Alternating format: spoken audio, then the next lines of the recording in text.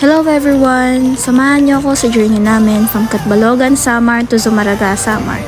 Maraming kaganapan ang nangyari, ngunit ang importante ay ligtas kaming nakapunta roon. Mahaba-haba ang video na to, kaya sana mag-enjoy kayo. Simulan ko na. Hi guys sa vlog. Nasaan tayo? Catbalogan. Catbalogan guys, nasa pier kami papuntang Zumaraga. Kami ng dagat guys. Ngayon guys, maghahanap lang kami ng kakainan dito sa lapit sa pier. Tapos 10:30 kasi yung alis ng ng bangka. 9:15 pa lang ng umaga. Eh di matagal kami maghihintay doon. So ngayon, nandito kami sa palengke.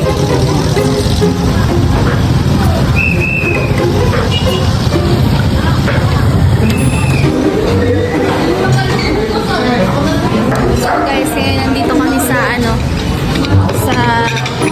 Susana's Panaderia. Ay, Carinderia. Dito kami guys. Dito kami kakain ng breakfast namin. Kasi 10:30 pa yung start ng barko na aalis.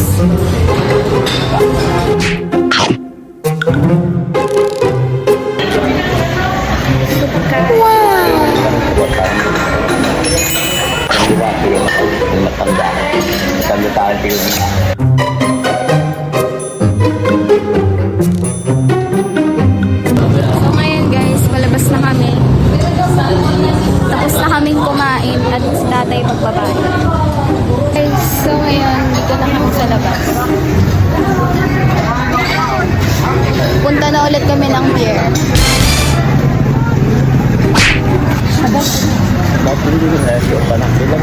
So guys, dito yung palengke ng ng Catbalogan. Mura daw tsaka sa hiwa kasi guys tabing dagat lang yung ayan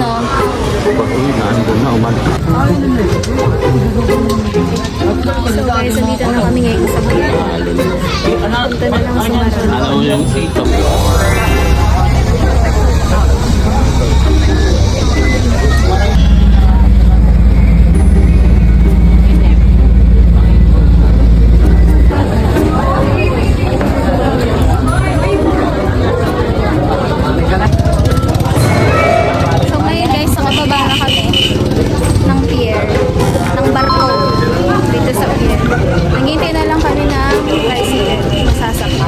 As you can see guys, nakasakay na rin kami agad ng tricycle after that video.